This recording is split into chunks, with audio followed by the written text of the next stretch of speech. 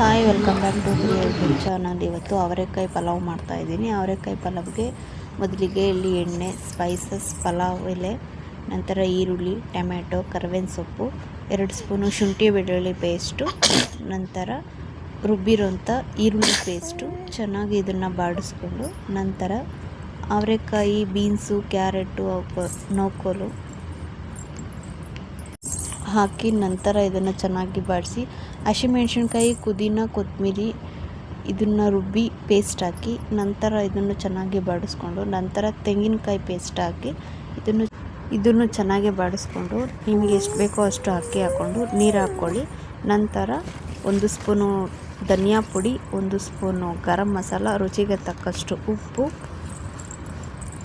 ನೋಡಿ, ಪಲಾವ್ ರೆಡಿ ಆಯಿತು. ಅವರೆಕಾಯಿ ಪಲಾವು. ನನ್ನ ಚಾನಲ್ ಇಷ್ಟ ಆದರೆ ಪ್ಲೀಸ್ ಸಬ್ಸ್ಕ್ರೈಬ್ ಮಾಡ್ಕೊಳ್ಳಿ, ಹಾಗೆ ಒಂದು ಲೈಕ್ ಕೊಡಿ. Thank you. ಇಲ್ಲಿ ಮೊಸರು ಬಜ್ಜಿಗೆ ಸೌತೆಕಾಯಿ, ಹಸಿಮೆಣ್ಸಿನ್ಕಾಯಿ, ಕ್ಯಾರೆಟು, ಕೊತ್ತಂಬರಿ ಸೊಪ್ಪು, ರುಬ್ಬಿರೋಂಥ ಕಡಲೆ ಮತ್ತು ತೆಂಗಿನಕಾಯಿ ಪೇಸ್ಟು, ಮೊಸರು, ರುಚಿಗೆ ತಕ್ಕಷ್ಟು ಉಪ್ಪು ಎಲ್ಲ ಮಿಕ್ಸ್ ಮಾಡ್ಕೋಬೇಕು. ನೋಡಿ, ರೆಡಿ ಆಗುತ್ತೆ ಇವಾಗ ಮೊಸರು ಬಜ್ಜಿ. ಪ್ಲೀಸ್ ಸಬ್ಸ್ಕ್ರೈಬ್ ಮಾಡ್ಕೊಳ್ಳಿ.